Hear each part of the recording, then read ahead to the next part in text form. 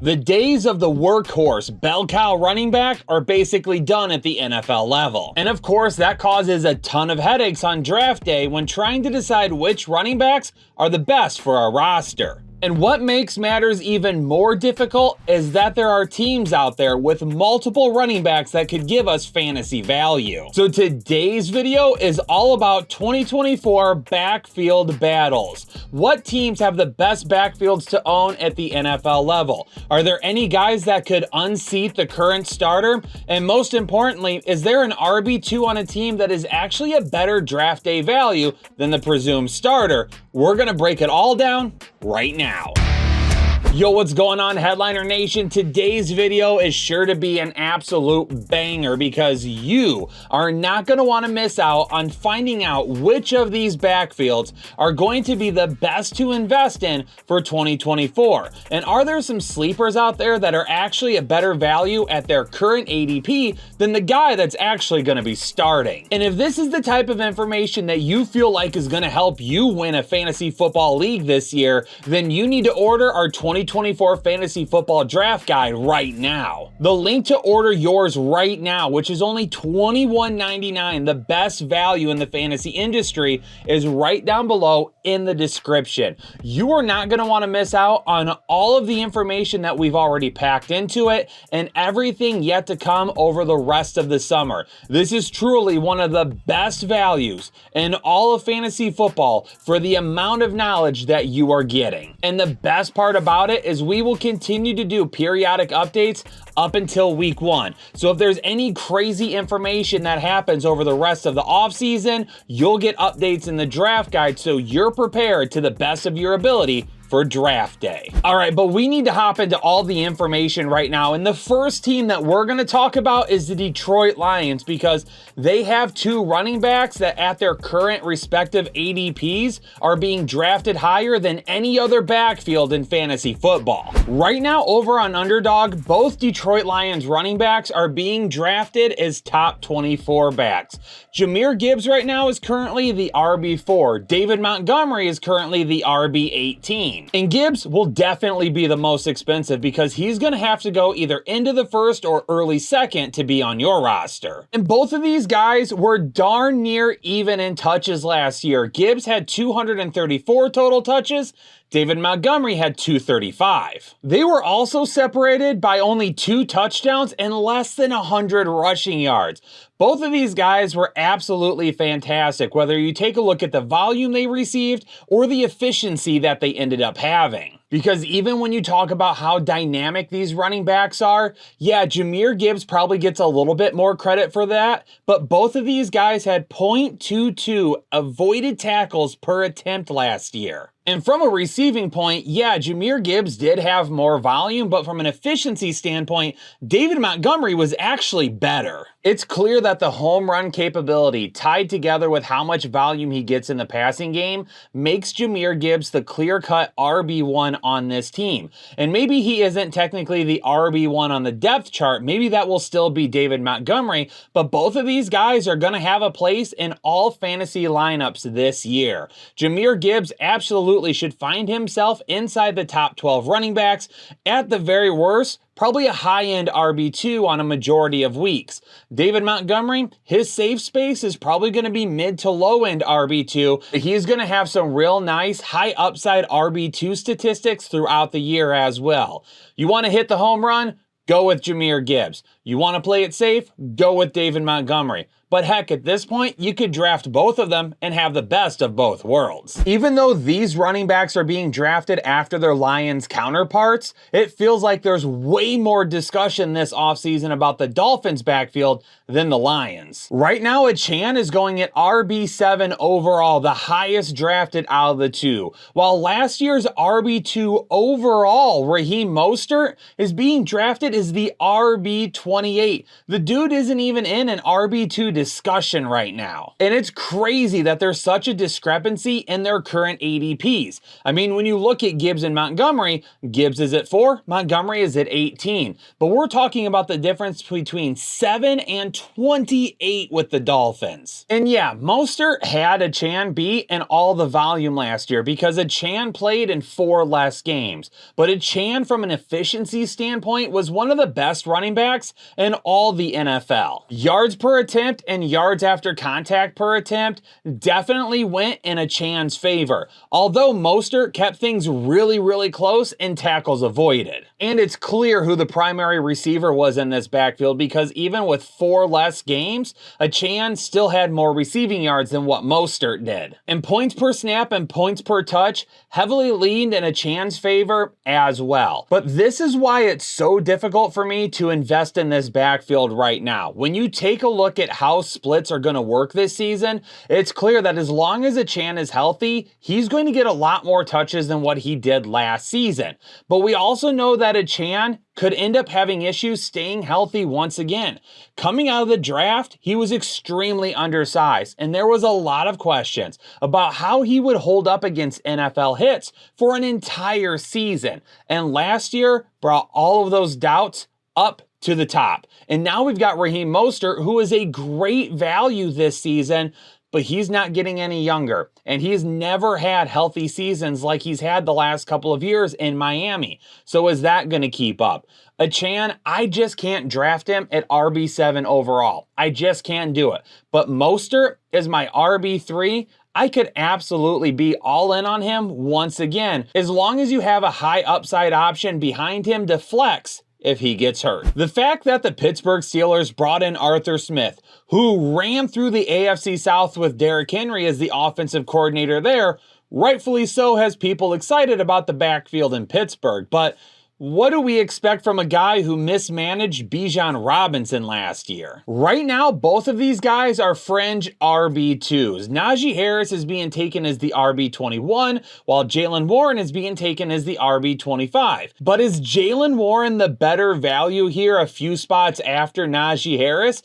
Because the numbers tell us Jaylen Warren is definitely more efficient. Najee Harris dominates the first few categories here, but after that, it's a clean sweep for Jaylen Warren, who absolutely dominated Najee Harris in the pass game and with his efficiency. Heck, it even led to more half PPR fantasy points than Najee Harris last season.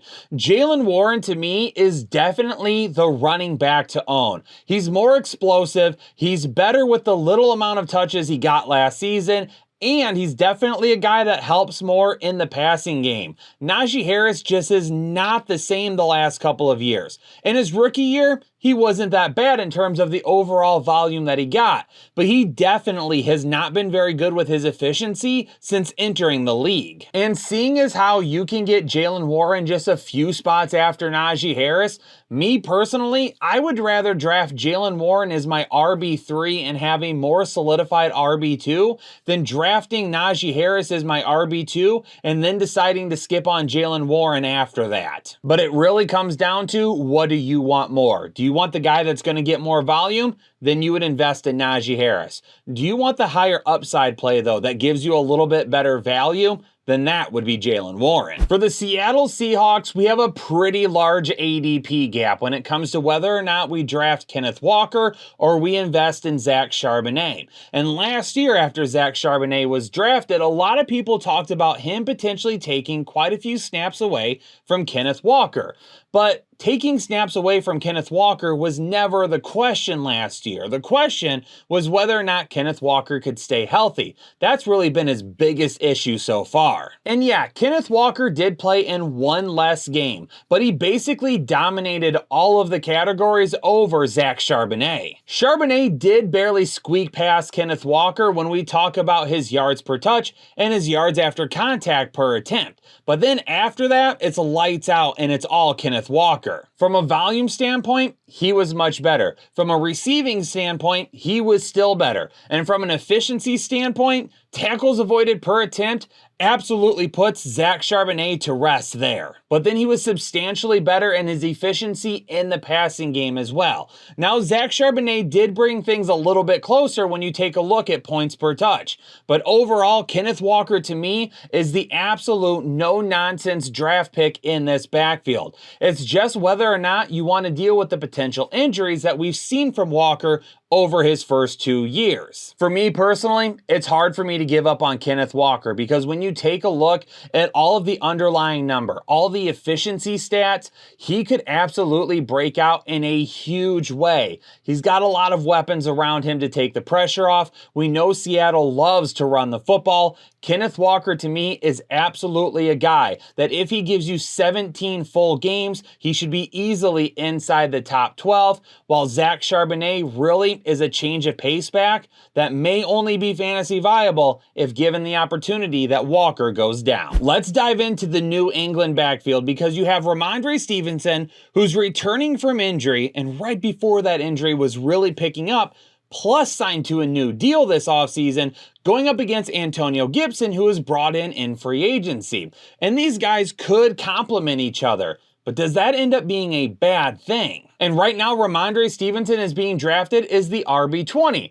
And Antonio Gibson is being drafted as the RB52. He's basically late round depth fodder for those big best ball leagues. But the question that we're going to have to answer is, does Antonio Gibson take away too many touches from Ramondre Stevenson that he's not able to reach his ceiling consistently? And when you look at the stats from last season, Antonio Gibson did do a much better job when it came to efficiency. But that is not the norm, because when you go back over the last couple of years of Ramondre Stevenson's career, he is way better in efficiency than what Antonio Gibson was. Really, Stevenson is being knocked down from last season due to a bad start for the year and an absolutely awful offense. I mean, he was being ran into the back of an offensive line that couldn't do anything because their quarterback couldn't do anything either. So Ramondre Stevenson really didn't benefit from any of that last year, where Antonio Gibson, because he was used on a limited basis and because he was used kind of outside of what you would ask a lead running back to do, it kind of helped prop that efficiency up a little bit. But New England just committed to a 3-year deal with Ramondre Stevenson. If they didn't feel like he wasn't the guy, they wouldn't have paid him the way they did. Did they pay him top tier money? Absolutely not, but they paid him starter money. And that's enough for me to still buy into Ramondre Stevenson being a real good fit on any fantasy roster this season, especially considering the fact they'll probably be better on offense as a whole, and he will be the main weapon. So I'll buy into Stevenson again, especially considering the fact this year I can get him as a low-end RB2, and I don't have to pay for him as a low-end RB1 type, where last year you had to get him, and you had to get him early in drafts. The running back situation in Tennessee this year is going to be very interesting. Right now, Tony Pollard, the free agent who was just brought in, is going at RB29, where Tajay Spears, the incumbent, is being drafted at RB34. Now, in all the categories listed, Pollard and Spears were very close in quite a bit of them. Pollard ended up leading Spears in volume, but Spears was better in several areas when it came to his efficiency. And maybe Spears didn't blow him out in every category that he won, but he was definitely better. Now, Tony Pollard last season, we've talked about it a lot. I don't really think it was all his fault. And his efficiency, which was awesome to begin his career, took a big hit for a couple of different reasons. Number one was how he was utilized. The Dallas Cowboys tried to turn him into a main type back that would run the ball up the middle 13 times a game, and unfortunately, that's not his game.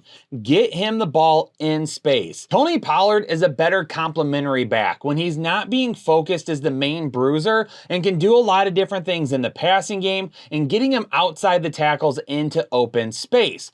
But number two, he was working his way back from a significant leg fracture the year prior. That takes some time to get back from, and maybe he lost a step because of that.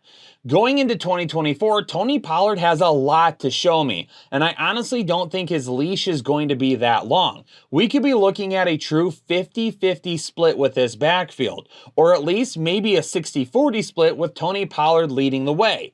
But if Pollard doesn't regain some of that efficiency and doesn't show some of that dynamic playmaking ability that he did early in his career, Tyjae Spears could end up working his way up into more and more touches until really it becomes a headache for both of them. Me personally, even though they don't have that bad of ADPs right now, I don't think I'm investing in either of them. I still continue to see a lot of debate about whether or not Austin Ekeler will be the RB1 in Washington over Brian Robinson. And I'm sorry, I just don't see it. Ekeler, during the majority of his time with his Chargers, was fantastic. He was definitely one of the better fantasy options that we could get our hands on. But last year he lost a little bit of a step, and maybe that had to do with the injuries that they suffered and just the inexplicably bad play calling that they had, it seemed like every single game for the Chargers. But it doesn't really negate the fact that Austin Ekeler last season didn't look great, and Brian Robinson for the most part did. Right now, Brian Robinson is being drafted as the RB32, while Austin Ekeler is the RB40. That's absolutely insane to me that the addition of Austin Ekeler has basically made Brian Robinson, who was an RB1 at times last season. And Brian Robinson dominated Austin Ekeler in essentially every single category. Austin Ekeler had more touches and more receiving yards. Other than that, Brian Robinson clean sweep the board. He had more touchdowns. He had more rushing yards. On the ground, he was way more efficient in yards per carry, yards after contact per attempt, and even tackles avoided per attempt. I just look across the board and I don't get how people are so infatuated with Austin Ekeler.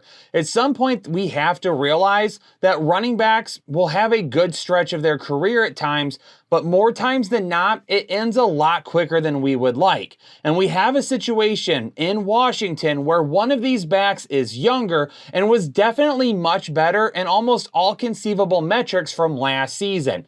That should be the running back that we invest in, and we should be investing in him by a wide margin. And it's not wide enough right now. I like Brian Robinson.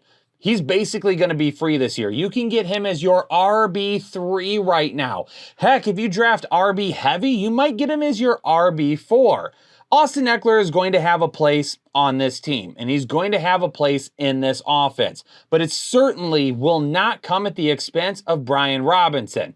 Ekeler might see enough passes to kind of take away that work for him, so his current ADP is still good enough to give you a decent value on draft day, even if you lose some of those touches. All right, let's talk about the new duo in Minnesota, with Aaron Jones as the RB19 currently in drafts, and Ty Chandler falling all the way to RB46. And Ty Chandler was considered to be a big winner this offseason, until the Packers shocked everybody and signed Josh Jacobs, and then shocked everybody again by releasing Aaron Jones. As soon as that happened, Aaron Jones signed in Minnesota to get his revenge, and that killed Ty Chandler. Now, Aaron Jones led Ty Chandler overall in a majority of the categories, but they were really close in just a few of them. Aaron Jones was not much better than Ty Chandler with his efficiency on the ground last season. He only beat Ty Chandler by 0.02 yards in yards per attempt and 0.04 when it came to tackles avoided per attempt. They were close in yards per reception, and they were close in receiving yards after the catch as well in the passing game. Even points per snap and points per touch were very close. Aaron Jones, if you draft him this season, should be backed up with Ty Chandler. I don't think that I can stress that enough.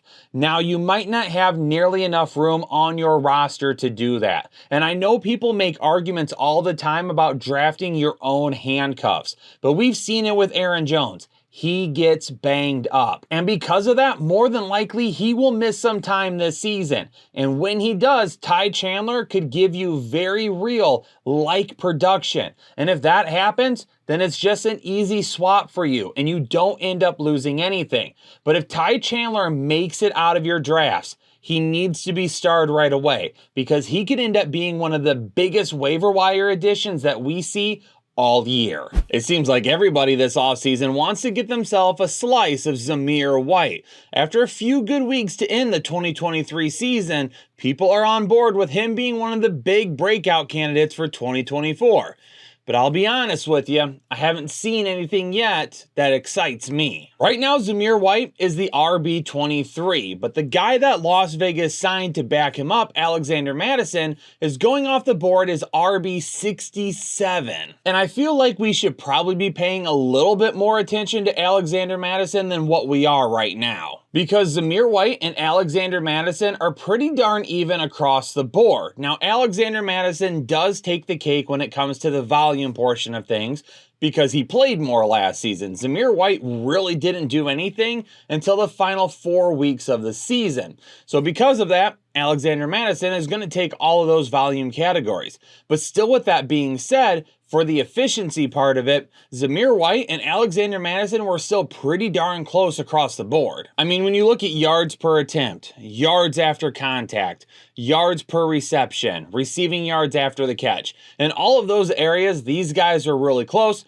and Alexander Mattison did beat Zamir White out in tackles avoided per attempt. Even when you take a look at fantasy points per touch and per snap, they were pretty darn close in both of those areas as well. So if you want to continue to invest in Zamir White as an RB2, feel more than welcome to. But I think that we are greatly overlooking Alexander Mattison and the potential impact that he could end up having on this backfield, whether it be turning this team into a true 50-50 split with these guys, or potentially stealing Zamir White's job at some point in time if White just doesn't show more efficiency than what we saw to end last season. Alexander Mattison is basically free in your drafts right now. Just don't forget about him. For the first time in a while, it just feels like there's not a whole lot of certainty in Dallas's backfield. Typically, the last few years, we know it's been Zeke, then Zeke and Tony Pollard, both were fantasy viable, then just Tony Pollard last year. But Zeke is back in Dallas now, but Rico Dowdle may deserve more of a shot than what he's getting credit for. But the good news is, depending on who you want to take a shot on, they're both pretty cheap right now. Zeke is the RB38 in your drafts, while Rico Dowdle is only the RB44.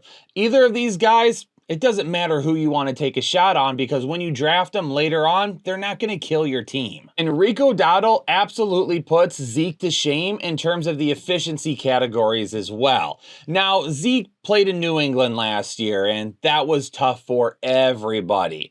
So maybe this year in Dallas, things would get a little bit better for him. But Rico Dowdle really has a really good opportunity to start taking some more touches from Ezekiel Elliott throughout the season if Zeke just doesn't find a little bit of that oomph that he used to have early in his career. Now, if I had to guess to start the season, we're going to see Zeke in really that first and second down role, with Dowdle seeing a little bit of a larger role when it comes to the passing game and third down.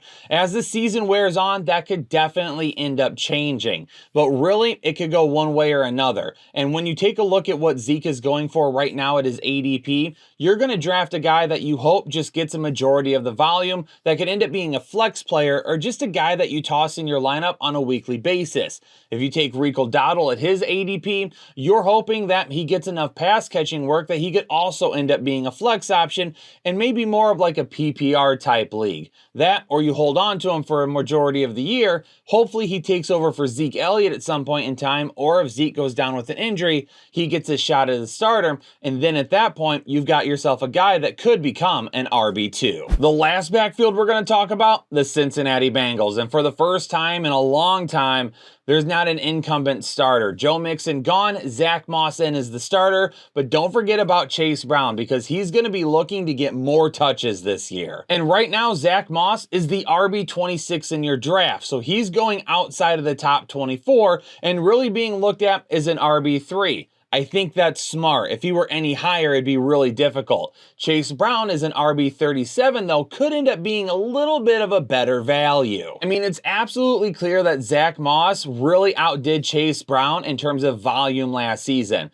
But when it comes down to the efficiency stats, these guys were really close in several areas. While Zach Moss had a bigger impact on the run game, Chase Brown had a much bigger impact on the passing game in terms of a per touch basis. So moving forward with them this season, I expect to see a lot of the same thing. Zach Moss is going to be the early down back, the goal line back, things of that nature. Chase Brown is going to be the guy that's going to help out on third downs. But if Zach Moss is the second half Zach Moss from last season, that's not going to be very good. Keep in mind with Indy last year, when Jonathan Taylor missed at the beginning of the season, Zach Moss absolutely went off. He was a top 10 running back and people were able to start him continuously. Jonathan Taylor came back and he disappeared to irrelevancy. But then Taylor went down again. And when that happened, a lot of people got excited that Moss once again was going to be a plug and play type of player. It didn't happen. That second go around, Moss just didn't get the job done. So if he ends up being that guy this season, Chase Brown is going to take the starting job from him. But if Zach Moss is the guy he was at the beginning of last season, Moss will be absolutely safe and Chase will probably be pretty irrelevant. Yo, Headliner Nation, we broke down a ton of backfields today. So if you appreciated the content and you learned something from this video, make sure you hit the like button, subscribe today if you're not already a subscriber, turn on the bell notifications so then you're alerted to all of our new content when it drops or when we go live. And of course, leave a comment down below and let me know which one of these backfields you want to invest in the most and which one you want to invest in the least. And don't forget, go get your draft guide. We've got so much information already in it and a ton more to come. It's going to get you set up perfectly for your fantasy football drafts. But for now, Headliner Nation, I'm going to go ahead and bail out. Peace out, stay safe, stay healthy, and I'll catch you all on the next episode of the Fantasy Headliners.